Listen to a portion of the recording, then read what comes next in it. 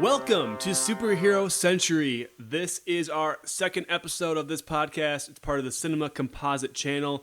I am Dan, and I'm joined by... I'm Tom. Matt. And Kat. We're all here, finally back together again. We started this podcast a week before COVID-19 hit, and we're so glad. So this wasn't like one of those quarantine, we're going to start a podcast. We really did start it before. Yeah, we were annoying before quarantine. Anyway, this podcast is a way to celebrate the superhero movies of the 21st century. We arbitrarily picked 2000 as our jumping off point. So we started with 2000's X-Men, a great film by all standards. We're moving on today to Unbreakable. I had not seen this one before. You guys all had, so I'm excited to dissect Unbreakable. Though all three of us hadn't seen it before seeing Split, so none of us had that like early, childhood memory of it. It's like the minute Split ended, we were like, now we have to watch Unbreakable. I can feel the Unbreakable hive of people just like fuming right now because they're probably like, these newbies didn't watch it when it came out. But I can think of one person that will comment already. Yeah. I think the reason why we didn't see this is because, one, we were young when this came out. We were 8 or 9 years old.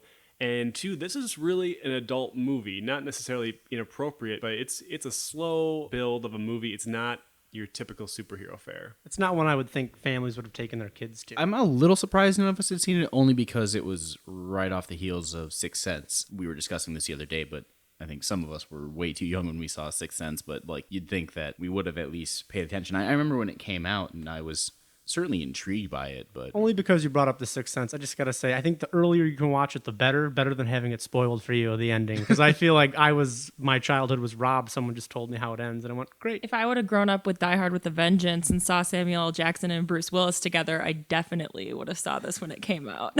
Kat likes Die Hard. All right, before we get into it, let's get some context for Unbreakable. Just some quick facts we've already mentioned. Directed by M. Night Shyamalan, also written by M. Night Shyamalan. It was his second big movie, I guess, after The Sixth Sense. Debuted November 2000. So I think X-Men debuted in June or July. This came off right around that time. A budget of $75 million, which I looked it up is the exact same as X-Men's budget from that same time period. Where did this budget go? That's a fair question. And I saw that, I think I wrote down that Split had a budget of $9 million and then Glass had a budget of like $25 million. So both of those combined had a smaller budget than this did. I would like to think that Shyamalan discovered Starbucks around this time and just funneled it all into that. I actually looked it up. I was like, the only way a budget could be this high is if you pay the stars a ton of money.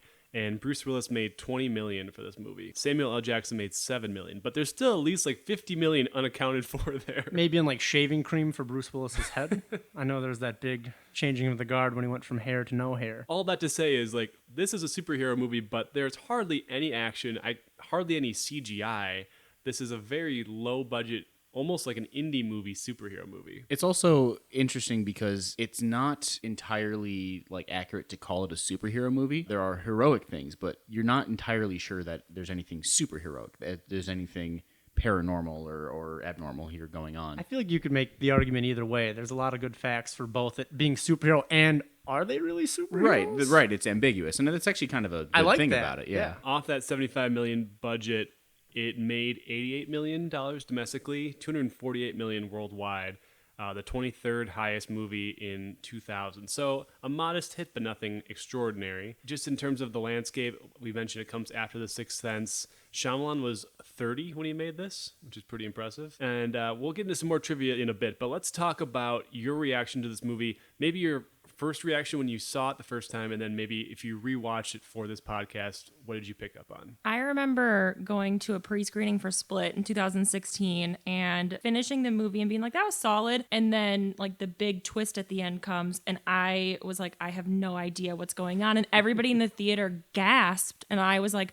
I feel like I'm missing out on some big inside joke right now. So I went home and immediately watched this, and I think I definitely liked it a lot more watching it now, thinking of it in the context of a superhero movie. Whereas before I just kind of thought of it as like, this is a prequel to Split. And I don't know, I think I liked it more looking at it as a superhero movie. I was kind of in a similar boat, except when, David Dunn shows up at the end of Split, I knew exactly what that meant.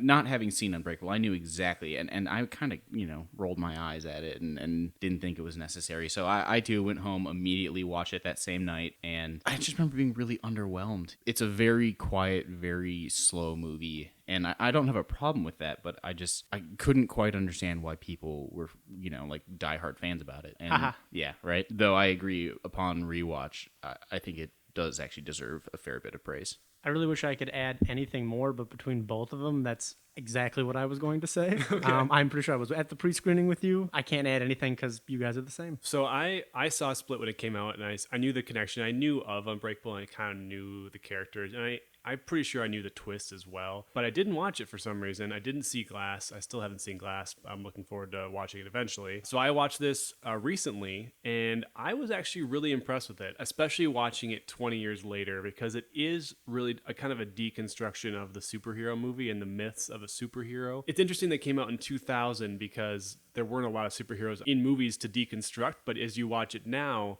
you're like, if this got made now, critics would be praising this as like the thinker's superhero movie. It's a lot more slow and languid, and the shots are so beautiful, and it takes its time. It's not about CGI, it's about the characters. And it probably came out 20 years too early, to be honest. And I think you get a lot of modern day superhero movies trying to deconstruct the genre a little bit, but this does it so much better. It's a lot different from how it is now, and it'd be interesting to see if the commentary remains the same. Originally, when I had first heard of Unbreakable, someone ruined the ending because that was the thing when M. Night Shyamalan movies came out. Oh, someone would just ruin the ending for you. I remember hearing, spoiler alert, I'm sure if you're listening to this, you probably know how it ends, but Samuel L. Jackson turns out to be a super villain. And so, like, always going into it, I was like, oh, it's a superhero movie, but you don't know till the end. And so to actually see it in its now proper context, I think it's amazing. The other thing I took away from it is just the slow pace and the way Shyamalan shoots these scenes. I didn't do the research, but my guess is this is the superhero movie with the fewest cuts. There are so few cuts in these scenes when you consider a modern movie probably, cuts every half a second or so between shots. This just takes its time. There are so many scenes of Bruce Willis and Robin Wright talking, and it's just like a slow, very slow zoom in on their character, or maybe it goes side to side, but it just lets these characters kind of shine. And I think Bruce Willis does some of his best work here because it's so focused on him as an internal person, not trying to make him hero per se. They're making him a real person first before they make him the superhero. Noting some of the shots you mentioned, I think one of my favorite parts in the movie is the opening with how they film between the seats of the train. I think that's just really well done. Or even just like the shot of his son watching TV and like showing the TV upside down. All those reminded me of what it would look like to see this as a comic. I thought like the shots, the way that they flowed from one to the next reminded me of like the way that you would see it if it was portrayed in an actual comic book in front of you, which was really cool. Yeah, I agree. I think that there was a lot of respect for comics as an art form, and to take these kind of myths and try to focus on, okay, where do they come from? What do they mean? And how does someone like David, someone who is chronically depressed, is having marital troubles, has a weird, creepy son, how does someone like him accept the fact that, okay, maybe I am special? One thing I want to ask, we kind of talked about it a little bit already, but is this a superhero movie? Let's take out the comic book element of it in the plot. Let's say, we don't have a character like Elijah talking about comic books all the time. Take that out completely. Is this a superhero movie? I think it is, but I'm not sure. I'd be curious to see what you think. I would say it's almost more of a love letter to comics than an actual straight up superhero film. Obviously, there's something fantastical about his powers. He's not entirely normal human, but there's not any sort of superheroic fight scene or anything. The only real confrontation he doesn't actually do anything that special. He chokes a guy out, and it doesn't even go quickly. He takes a long time to do it. Yeah, I was interested to ask that just because I think if we were just going on the basis of he has special powers, that makes him a superhero. That opens the door to a ton of movies. I mean, I'm thinking just of like any kind of horror movie where some person has some kind of ability. Well, that same year, you could say The Green Mile. Right. Yeah, exactly. Or I'm thinking of like Carrie or like Frozen. Elsa is a superhero. And it's like, sure. As soon as you start opening that door, you can have thousands of superhero movies. One other thing I first hated about the movie and then I loved about the movie was James Newton Howard's score. It's definitely like a 90s, late 90s, early 2000s thing to have like orchestral music with like a soft, like reverby drum beat over the top of it. And at first, when it came on over the credits, I'm like, oh my gosh, this is so cheesy. But then as the movie goes on, during that fight scene, the music picks up again, and it's so like awesome. It just gets you going. And I was so into the music by the end. I even went back and watched the end of scene of Split where they connect the two and the music starts playing, and I was like, oh man, that's awesome. It's dated, but it fits. Yeah. You mentioned that you think that this is some of Bruce Willis's best work, but I think that this is entirely Sam Jackson's movie. I mean, I think Elijah is the interesting character here. He is the one that fascinates me. He is the one whose performance I was enthralled by. This is his movie. Bruce Willis is there, but this is his movie. That's very well said. I mean, I wrote down in my notes that the intro is very brutal, and it shows him. It doesn't show Bruce Willis as a baby. It's him from the beginning to the end. We see Samuel L. Jackson. The flip side of that is I think Robin Wright was absolutely just given the worst stuff to work with here. I didn't find her compelling in any way, and I like Robin Wright. Why is she there? Robin wrong for the part? That was so Robin stupid. I think the part's not great, but she does the best with it. And I actually really enjoy the scenes with Bruce Willis and her. I think those are some of the best character development scenes for him. Maybe she could have had a few more spots to shine there, but I actually kind of liked her in it. She does good. I just hate that it's basically football bad. Yeah, I don't blame her. I don't think she's doing a poor job. I just think that she was not given a decent character. Let's go to some trivia. I've got some things. You might have some too. Just going to rattle some off. Quentin Tarantino put this in his top 20 movies since 1992 list a couple years ago. He loves this movie. He thinks it's a masterpiece. Time magazine put it in their top 10 superhero movies of all time in 2011. So, not a lot had come out by then, but still top 10. It would be interesting to see that list now. There's been so much that's happened between then and now. I wonder how much that would change though, because again, the people who really love this movie. They will fight to the death for that. It's a niche movie, but the people that love it will come to bat for it every time. Well, and if someone asked me, put together 10 superhero movies that kind of define the genre, I'd almost put this in here just because it's so different and it's unique versus like putting in 10 Marvel movies. Right, that's fair. Bruce Willis and Samuel L. Jackson were always considered for the parts when Shyamalan wrote it. They're perfect. They were working on Sixth Sense, and he'd already agreed to do the film before it was actually written, so... I think this was the first time I've noticed that he would have been Bruce Willis. He would have been a great Ben Grimm in a proper Fantastic Four movie. Just because his head. Well, I want to hear him say it's clobbering time. I think he would say that really well. I do. Shyamalan and his cinematographer framed several shots that look like comic book panels. Several scenes of Elijah are shot through glass.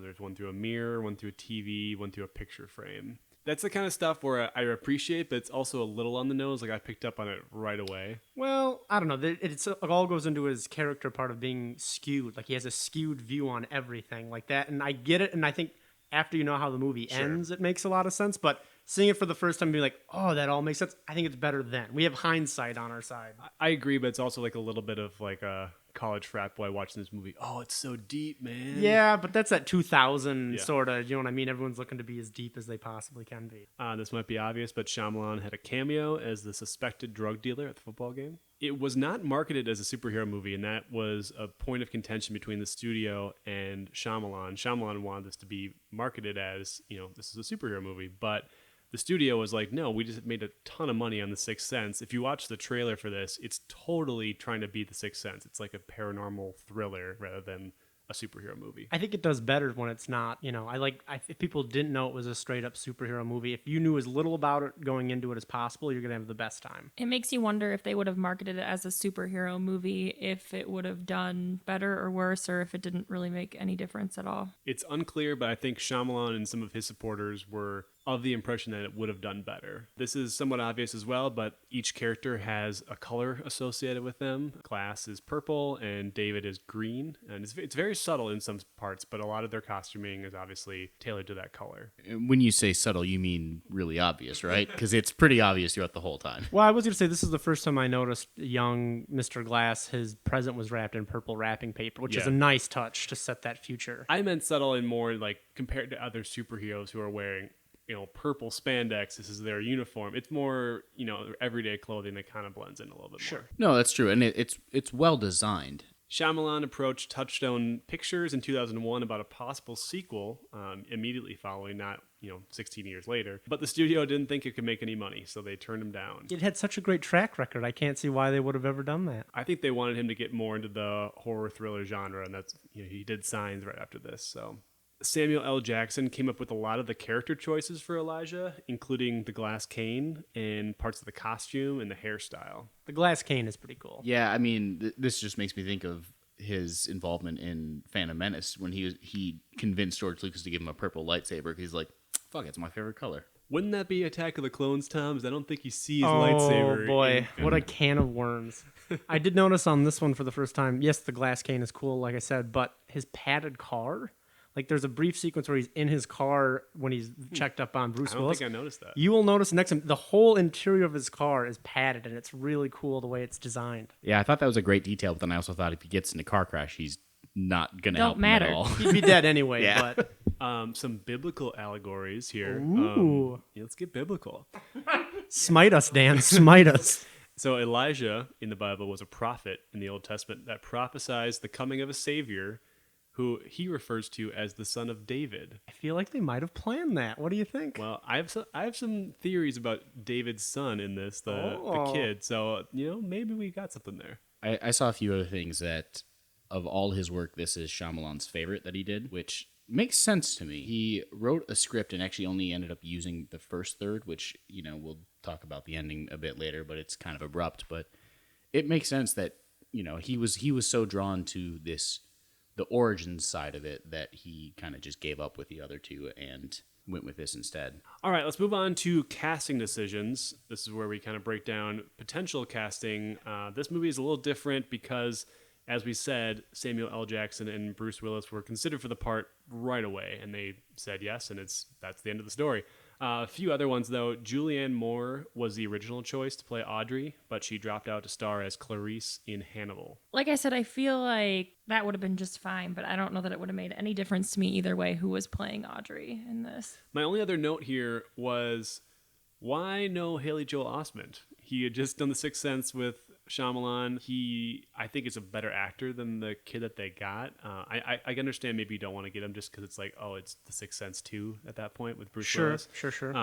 But I think he just would have done a better job. At the time, he was making Pay It Forward and AI, so maybe he was. I would say they probably couldn't afford I him. mean, honestly, maybe, yeah, with a $75 He's the million hot kid, budget. right? Maybe that lost money was the money they tried to woo him, and then it Right. just never panned out. All in all, I think he would have done a better job than little Lucius. The one thing I will say for who they have is that he does get the dead eye right. Yeah, he's a spooky kid. He's weird. He later shows up in Agents of S.H.I.E.L.D. for other comic book facts See, as Baron von Stucke's son. There always has to be a relation to the Marvel Cinematic Universe, so thank you for that. he had quite the year. He did this and Gladiator in the same year, and good for not him. bad. While we're talking about the MCU, I do want to point out that this is the first appearance of Samuel L. Jackson on this podcast, and it's not for the MCU, which, Good for him. I think he'd be happy. he's gonna show up in a lot of these. Okay, next category is Best Scene. I'm going to give a few nominees. You can give a few nominees as well. The first one is that whole train sequence, the one shot of, you find out it's a little girl looking at the two of them in the front seat, but that whole conversation with the sports agent before the crash. I've got the football game where Elijah goes and visits David while he's working, and they kind of talk about, it's not a huge scene, but that whole part leading up to when Elijah falls down the stairs chasing the guy afterwards. Right. Joseph with the gun, tense little Joseph's scene. got a gun. Exactly. David taking out the kidnapper. Yep. That whole sequence. And then the last thing I have on here is the twist ending, which we'll probably talk about a little bit more, but just that whole sequence of in the comic book store, him shaking hands and revealing the entire plan. Any other nominees? I say for best scene, and it's just before the one you said, which is him walking into the train station. Like the minute he enters the train station, goes down the stairs, and just how he views every single person. And then when you finally see the murderer at that bit, that whole sequence is really well done. That's probably my favorite scene. Mine is right around the same time, talking about the scene at the stadium. The whole scene where Samuel L. Jackson is walking down the stairs, and you're just sitting there like, why are you doing this? Like, you're going to get hurt. And you just see his feet shuffling on the stairs, and the whole time you're just like, oh no, oh no, oh no. I feel like that held up really well, and it still, even on the third watch, makes me cringe, and I can only watch it with one eye open. The sequence where he's chasing that man is far and away my favorite sequence in the entire thing. You see the desperation there, but you also just see, like, you know, when he's fallen on the stairs and he's broken all these bones and stuff, and he looks upside down and sees the gun, and there's just this moment of vindication where he's like, doesn't matter that he fell down the stairs, you know, that he sees it, he knows it's true, and that is just the most beautiful moment. And of course, he's upside down per the of that skewed. Yeah, I couldn't have said it better myself. That's definitely my favorite scene right there. All right, moving on to Villain Corner. This is where we rate the villain's diabolical plan, you know, whether it was logical, whether it made sense, whether they kind of had a point.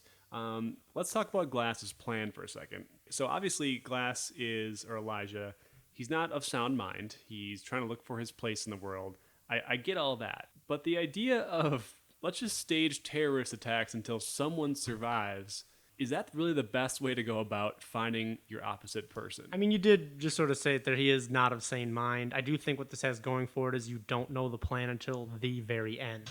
So, like, if you do want to judge it or, like, be like, why? It's at the end and the movie's over before you can really think about it too much. I actually really like the whole plan. You know, staging these huge accidents or, you know, these attacks is crazy for sure, but he's not being maniacal for the sake of being maniacal. He's doing it because he is so desperate for this understanding of why he is the way he is, of his place in the world. And so, yeah, he took the train to Crazy Town. He did all these horrible things, but then he feels vindicated. Like, he knows that he's done what he needed to do to understand. And so, like, you see this kind of fanaticism and obsession, but it kind of pays off. So it's kind of smart. It pays off, but I think he got lucky. Like, he did 3 terrorist attacks and, like, killed like 300 people, and one guy survived, and he happened to be the guy he's looking for. I think there's a better way to start eliminating people and figuring out who you're looking for. Well, he did 3 that we know of. There were other headlines we don't know how many of those he actually staged or didn't. It makes you wonder how many David Dunns are out there. That's actually, I'm really glad you brought that up because I wrote this down and kind of forgot about it. Elisha does mention that there are people that have more severe cases of his disease, which made me wonder, like, okay, are there people that are more extreme versions of David? And I haven't seen Glass, so I don't know his character arc here, but I'm assuming he intended just to be find this guy and then get arrested. Like, he clearly doesn't care that he's telling him the entire thing at the end. He obviously knows comic books really well. You don't always, you don't want to reveal your plot like that unless you want to be caught. And as the villain, though, hey, that's part of the but of the like gig. he, the end title card says he was serving time in prison, so it's like He did achieve his ultimate goal, though, which he knows his purpose in life. Yeah. Which, what a goal for a villain. Let's move on to our next category called Capes and Tights, where we rate the superhero costumes. A little tougher with this one. Last time we had some great X-Men leather costumes. This one, security rain jacket, not bad. I do like Glass's wardrobe a lot. Yeah, just like the glass cane to his hair even, and like all the pops of like pizzazz and sparkle, and it's like that added element that makes it feel a little bit more like a superhero movie. When we first see him, he's got a purple suit with a turtleneck, looks dope. Then later, after he's broken his bones and is, in a wheelchair, has got the brace, he's got fucking purple buttons on his tearaway pants, which is just beautiful. And then we see his exhibit outfit where he's got the, the sparkly purple lapels. Costume for David, blech.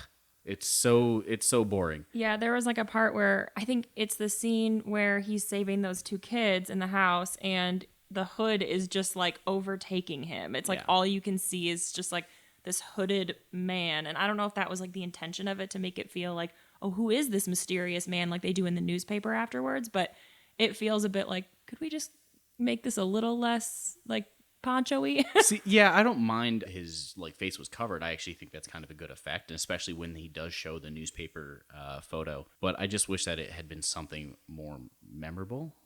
People are probably getting mad at me for that. I do like to think Prince was like, yes, that looks great, and maybe stole some of the ideas. I mean, there's a lot of purple going on. Okay, next category is which side character deserves their own spin-off? And we're not going to count like the actual spin-offs that happen from this, but I've got a couple nominees. One that I really want to see is the movie about the star football recruit from Temple University. Oh, Quarterback, my 6'1", way. 210 pounds, runs a 40 in 4.3 seconds. You're a nightmare, Dan. Gonna be a god. Dan is 2 for 2 for sneaking in sports references to our podcast. It's like this whole episode. He was like, "All right, let's get done with this capes and tights category. I got to get to this." When does that part even come up? We just watched it yesterday. Who's The sports agent gives him the rundown of this new client she's going to see, and then that's he right. comes up That's later right. when they're playing football in the park, and it's somebody's cousin, and it's definitely that guy. Okay. I will say he doesn't look like a cornerback. He's more of a linebacker build, but We're cutting you off, Dan. Yeah. He's just so excited. my other side character, and this is my theory, kind of a question I have with the movie too, is how does Joseph get all that weight on the bench? 250 pounds is a lot. I know it's split into different, little. Oh, I see what you're guessing but at here.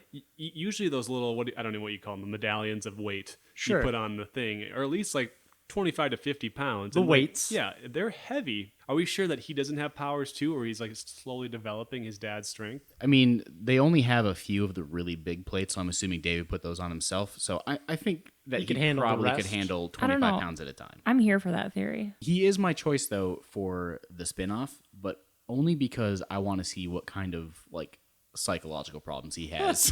Oh yeah, that gun scene Yeah, he's is like messed he's up. spiraling down a well just to like hit a villain status one day. Okay, next category is the producer's chair. If you could go back in time and change one thing about the movie, what would it be? One option is his weakness is he can't swim.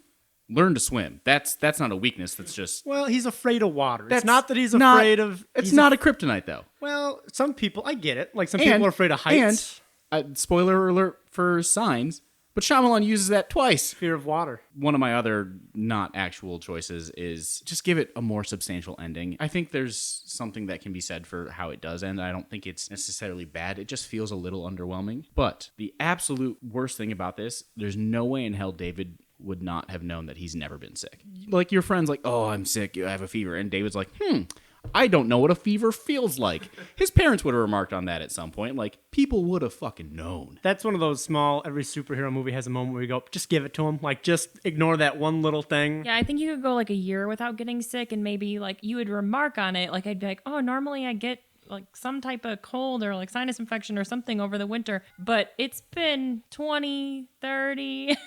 He's old. If I could change anything about this movie, I might just make it 10 years later or 15 years later or 20 years later. I think it didn't have quite the effect it had when it came out that it does now, just because we have this history now of watching these kinds of movies. I would argue with that, though, because for me, I'm not going to change anything. I liked how simplistic it is. Like, just the poncho, just the blue suit. It's not an all-up-in-your-face superhero movie. You're not even going to cast a better kid? No, I think, I mean, you could, Yeah. but I don't think that's a deal breaker because I think at the end of the day, it achieves exactly what it wants. Yes, the end is a little lackluster, but to be fair, he did finish that eventually. And who's to say he couldn't have done that in a different way? I don't know. I think the movie, start to finish, even the time period it came out, it makes me appreciate it more now. So I'm actually happy with everything. I think similar to that, when I was trying to come up with something that I would change about it, the only thing I could think of was like similar to thinking about David Dunn, how he like, how did you not realize X, Y, and Z? Like part of me wondered, would it have been better if Glass had like some dramatic like facial scar or something? Because he was such a fragile boy. Like he got in so many like accidents and broke so many bones, but like he really like other than having a limp or, whatever, like he didn't really have any physical damage to him. Like he didn't look different at all. But then again, I think that that's what makes it interesting is that like he doesn't look like a villain. Like there's nothing that's unnerving about him other than just his behavior. All right, let's go on to questions. What questions did this movie bring up while watching it? First and foremost, who chooses rust and brown as their favorite colors? Terrible choices. There had to have been somebody that he was pulling from when he said that, because that's not normal. Like that's like the kind of thing that happens that you're like, this is really trivial and it doesn't matter, but like there's so many other options. I like a rust. I'd like to think that maybe that whole scene was ad-libbed and that was the best out of all the ad-libbed conversations they could possibly get. It is important to note that he does not like rust on metal. He only likes rust as a color. Yes, that makes them so much more interesting. Sorry, I've created a monster of a conversation here. One that bothered me, and it probably only bothered me and not you guys, but there's a scene where David is working on a football game, college football game, and there's a sold-out crowd, and then he gets a call that his son got in trouble at school. Which college football team is playing on Tuesday morning, in the middle of the week, where school is in session? That's a good point. Colleges play on Saturdays. I thought you were going to bring up a different point that really bugged me, but when he's, overseeing security for this game and they're like, oh, a friend of yours is here. He doesn't do any work for the rest until he goes down to the field. He's just walking around with Elijah. He has a job to do. I know they made a big deal about him never taking a sick day, but does he always blow off work like this? I also love that his boss is like, oh, you got a friend here. He's not going to tell me his name, but I guess it's just fine. Come meet him. Like, no, that's a security risk. I feel like you would need the name. One of my questions is for Joseph with the gun. What? This question's for Joseph? Yes, about the gun. I get what he's going for. He wants to prove his dad is Superman. But couldn't you start a little smaller? Couldn't you cut his finger or something like that just to see Straight if to he the heals? pistol. Let's just shoot him in the heart. What worst case scenario? This is probably so dumb, and it's bringing out the inner preschool teacher in me. But you're telling me that a kid that has the balls to go and get his dad's gun and then get the hidden bullets for said gun, load the gun, point the gun at his dad, is going to back off from just you're in trouble, 1, 2, and then he sets the gun down fine, I'm going to be in trouble. You just loaded a gun. Well, that he's never really punished. I feel like that would be we're going to send you to camp now or Yeah, something. his parents go out to dinner the next night. I'm sure he'll be fine with the sitter. That's what I'm saying, is that whole thing is infuriating to me. And that's why we need serial killer Joseph spinoff. I'm here for it. One last question I had revolves around David's power. So he obviously has super strength, but the whole touch someone and see all of their sins, or at least their crimes. That's a much bigger power. Why are they not freaking out about that? That is a huge superpower. That is some Dead Zone level superpower. It makes you wonder if David's ever touched a person before. He's up to that point he never had. It's funny, it took me until this day to realize that I could do that. Well, it also might be why his marriage was on the rocks. He kept seeing everything wrong his wife had been doing and then just got madder and madder. Okay, so you brought it up. Let's talk about the cringe factor. What aged the worst? What doesn't look good anymore? This is one of our oldest movies we'll watch, but it doesn't have a lot of CGI like X-Men did where you notice things like that. I did notice some bad CGI of the church when he's walking out of the church. The church is definitely fake. It's not a real church. But other than that, I think the movie looks pretty good. One thing that was cringeworthy for me is when he's in the train station touching all the people to see what, try to find the worst person to go after, essentially. They have the jewelry thief lady. There's the racist guy on the street. And then there's the rapist where he's just no, not good enough. I'm going to let that one go. That has not aged very well. Yeah, that's really rough. Granted, the guy he goes after is probably the worst of all of them. But still, you couldn't have gotten both. I would argue that he does think about that one longer than the other Sure, ones. but But that's going to be a harder one for him to prove the way they in terms stage of it, beating it's just someone else. Yeah. This is going to sound like a very trivial thing after something like that, but I thought there were some very dated zooms and fisheye type moments where it was a product of the times. And I think I said in our last podcast, it's not my favorite era of cinema. Yeah. For this cringe section, I took more away from your second question, Dan, of what has aged poorly. And for me, it is the director who, this movie is pretty great, but as it went down the line, he's sort of a joke now. Well, it's kind of ebbed and flowed, and I thought about that thinking about the stylistic touches in this, all the different camera movement at the time when he's, on his rise, I'm sure was just he is on it. These are amazing flourishes. And then maybe if you'd watched this right after The Happening, you might look at this and be wow, he's just so full of himself. He doesn't know what he's doing. He's just so extravagant in these things. I think people are starting to come around him a little bit more in the last few years where I see some of those flourishes and I'm yeah, they're a little over the top, but I'm more okay with them now. He's not always made the best movies, but I do think that even when he was making his bad movies, there's still some obvious talent there, and it's the same type of stuff that makes some of these earlier ones really good, I think. It's just when you pair it with, worse writing, worse concepts, worse acting, you see the cracks with this type of stuff, but then you really see him break open for stuff like The Happening. I mean, there's a world where he has this brilliant career after this, and Unbreakable is becoming the next Criterion edition, and people are praising it for all these different things. I would buy a Criterion of Unbreakable. Okay. All right, let's wrap it up with talking about the legacy. Will this movie live on for future generations? Is it a success, and do you recommend it? I think for anyone that enjoys superhero movies, it's a good time capsule. It helps that it came out before sort of people got over the whole superhero things. A lot of people right now are kind of over it as a genre. The fact that it is set in the past kind of protects it from some of those problems. Very simple, easy to follow, and basically it's for comic fans. So if you're a comic book person, you'll enjoy it. I didn't love Split or Glass, but I feel like those helped bring this back into the light. And I know like a lot of people who I don't think would have ever seen this if it weren't for those movies. I don't know that it has like a huge legacy or anything. I mean, for certain people it does, and I would stand by that. I think it's a great movie, but I hope that it lives on for future generations. It's really solid. I don't think it's the type of thing where it's going to ever be in the main dialogue, cultural dialogue again. But as we've talked about, like there are people that will defend this movie forever, and I think that it will kind of grow as it's not like a cult classic, but You could say that. but it has a similar type of thing, and I do think that it's going to grow in a much more academic way. Yes. I don't see necessarily the influence in other movies from this one. I don't think they've made a lot of movies like this in the last 20 years, but it is something to go revisit, and I will definitely watch this again someday. All right, guys, that was Unbreakable. Good job. Our next film on our list, we're going chronologically. I should say we're only doing theatrically released movies, not direct-to-video, because there are a lot of like direct-to-video animated superhero movies around this time, but we're going just chronologically theatrical release. Our next one is Blade 2. Oh, yeah.